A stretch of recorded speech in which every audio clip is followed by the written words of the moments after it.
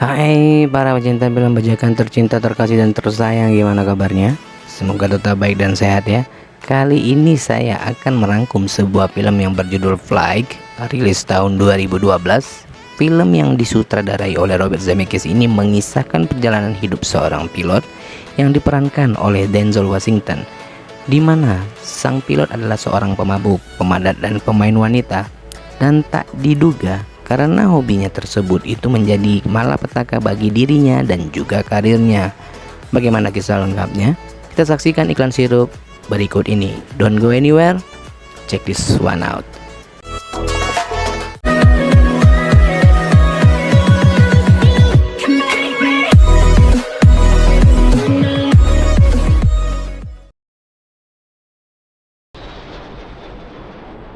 Di awal film, di kondisi hujan dan syahdu, terlihat sepasang muda-mudi yang bukan muridnya sedang melakukan adegan colok-mencolok, yang mana pria ini adalah seorang pilot bernama Whip Whittaker dan seorang wanita bernama Trina, yang notabene ia berprofesi sebagai pramugari.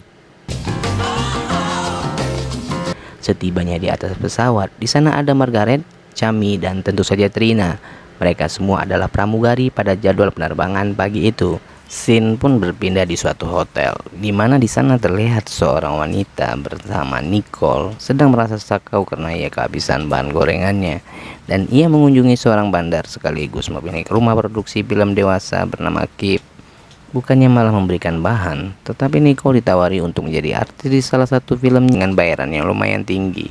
Karena Nicole belum berbakat dalam aksi colok-mencolok di depan kamera, ia pun menolak tawaran tersebut. Kip merasa ada yang salah dengan sikapnya dan menawarkan beberapa tepung kanji di mana bahan tersebut adalah yang terbaik miliknya. Dan ia menitipkan pesan, ini pakai, tapi jangan pakai jarum. Adegan kembali ke dalam pesawat dengan co-pilot bernama Ken Evan. Akhirnya pesawat take off. Pada saat menuju ketinggian tertentu, pesawat mengalami turbulensi karena cuaca pada saat itu hujan disertai angin kencang. Sontak itu membuat penumpang panik dan ketakutan. Dengan skill memainkan remote control level 27, Whip berhasil mengatasi keadaan darurat tersebut. Dan tentu saja, aksinya mendapatkan aplaus dari para penumpang. Di sisi lain, terlihat Nicole menuju ke kontrakannya. Di saat membuka pintu, betapa kagetnya ia mendapati seorang pria sudah berada di dalam kamarnya. Pria ini bernama Fran, dan dia adalah pemilik kontrakan tersebut. Karena Nicole belum membayar uang sewa kontrakannya lebih dari 8 tahun lamanya, pria ini justru menggodanya. Tapi karena babang Fran ini kalah tampan dengan Brad Pitt, ya tentu saja Nicole menolak. Tanpa sengaja Nicole menjatuhkan sebuah box di mana saat itu juga terlihat jarum suntik atau insulin ya. Tanpa pikir panjang ia pun memakainya. Padahal Kip sudah mengingatkan itu loh. Adegan beralih ke pesawat. Terlihat Whip sedang memberikan pengumuman seperti biasanya, dan sisi ruangan yang lain ia sedang meracik minuman beralkohol tanpa terlihat oleh penumpang. Selang berapa waktu setelah meminum AO racikannya, ia pun tertidur. Tidak butuh waktu lama, terjadi kerusakan pada bagian pesawat yang mana elevator mengalami kerusakan, sehingga seketika itu juga pesawat menukik tajam dan tentu saja secara otomatis kecepatan pesawat bertambah secara drastis. Untuk sekedar informasi, elevator adalah bagian dari pesawat berbentuk sirip yang berada di bagian belakang berbentuk horizontal yang berfungsi untuk menaikkan atau menurunkan badan pesawat secara bertahap.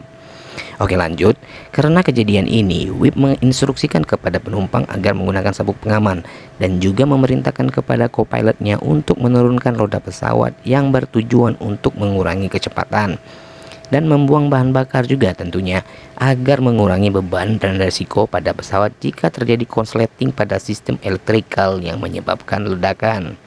Ring ring. Ketika posisi pesawat sudah semakin rendah, Whip mengatakan kepada co-pilotnya untuk menambah kecepatan secara perlahan, dan saat itu juga badan pesawat dalam kondisi terbalik. Terbalik ya, kok bisa? Ini dimaksudkan agar posisi badan pesawat menjadi sejajar dan memudahkan untuk melakukan pendaratan darurat.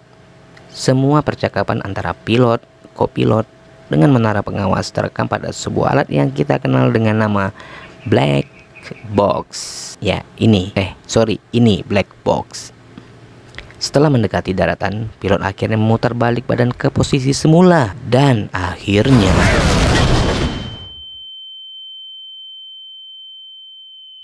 Saat tersadar, Whip sudah berada di rumah sakit, dan di sana ada Charlie Anderson yang merupakan perwakilan dari serikat pilot. Fungsi dari serikat pilot ini adalah menjadi penengah setiap permasalahan yang ditimbulkan dari para ayam yang berkokok. Terima kasih. Mungkin ini sama kali ya seperti pekerja buruh yang dinaungi oleh satu asosiasi. Ya bisa dikatakan seperti SPSI gitu. Ya serikat pekerja begitu kali ya. Oke lanjut, buntut dari permasalahan WIP ini, NTSB yaitu National Transportation Safety Board atau Badan Keselamatan Transportasi Nasional menginginkan wawancara khusus terkait jatuhnya pesawat dengan jumlah penumpang 102 orang dan 6 diantaranya tewas termasuk awak kabin. Dan ternyata kejadian tersebut tidak membuat WIP kapok. Entah apa yang terpikir dalam otaknya, ia malah menghubungi seorang rekanan. Pria Rastamania ini bernama Harding Mays, di mana pria ini adalah seorang bandar tepung kanji. Dan tentu saja ia membawa orderan yang diminta WIP. Dan tanpa basa-basi, mereka bersama-sama menuju langit ke-9. Oh yeah.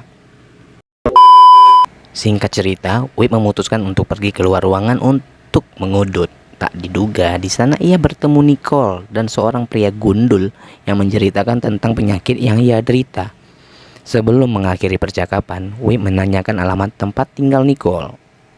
Beberapa hari kemudian, WIP akhirnya keluar dari rumah sakit bersama Harding Mays dan memintanya agar mengantarkan ke rumah ayahnya.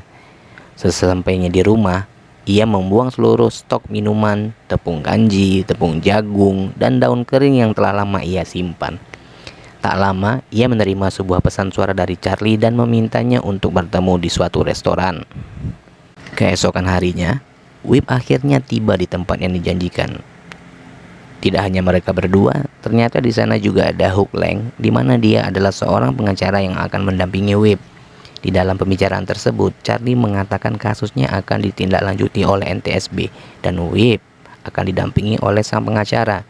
Karena dari peristiwa itu adanya korban yang meninggal dan bisa dipastikan akan ada pembayaran asuransi atau kompensasi yang dibayarkan oleh pihak maskapai. Tapi WIP menolak pernyataan itu dan beralibi bahwa ia merasa kesalahan terjadi karena kerusakan pesawat. Semua percakapan bisa didengarkan dari black box.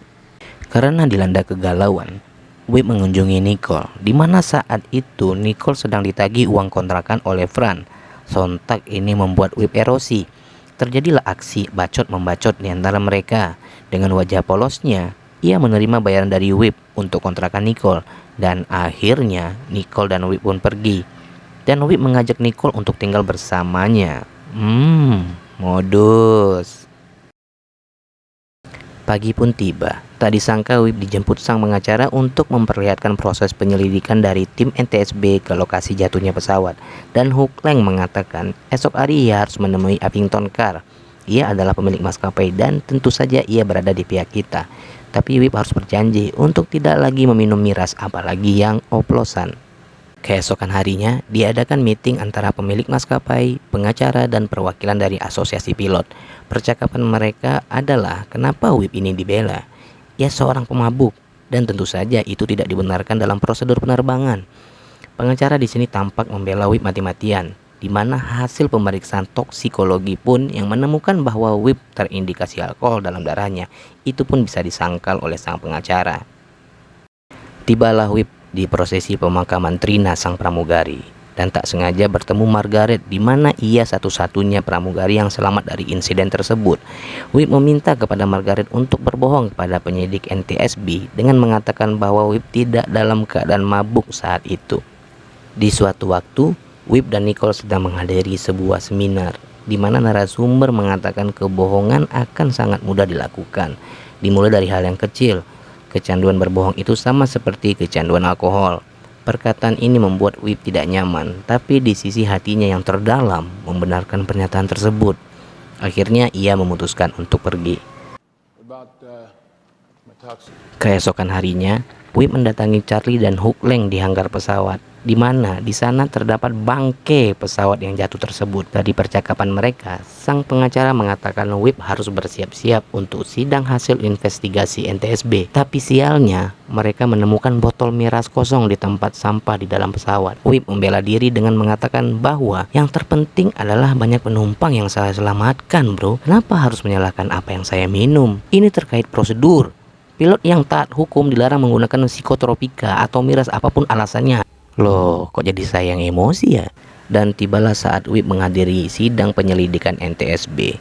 Saat berada di ruang sidang, segala pertanyaan dari kepala tim penyidik NTSB bisa dengan mudah ia jawab. Terlihat Wip di sini bukan pilot yang ingusan dan memiliki jam terbang yang tinggi. Bahkan tim NTSB memberikan pujian kepada Wip, di mana ia bisa membalikan badan pesawat sedemikian rupa. Tentu saja tidak semua pilot bisa melakukan hal itu.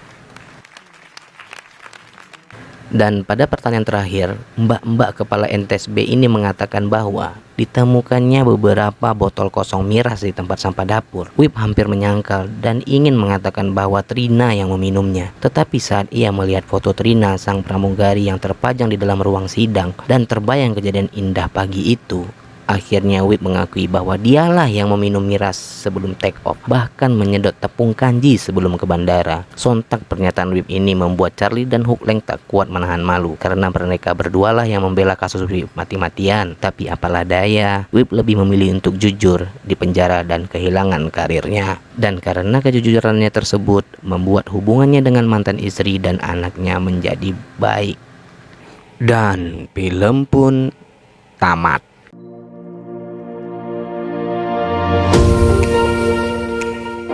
Oke, nah gimana? Keren gak sih filmnya? Kalau menurut saya bagus banget sih, dan recommended untuk kalian tonton. Karena film ini mengajarkan kita bahwa apapun profesi kita, jauhi yang namanya miras dan drugs. Ayam lagi, minta di drugs juga ayam nih. Dan tetaplah mempunyai sifat jujur meskipun kita melakukan hal yang salah. Jujur lebih baik, bukan?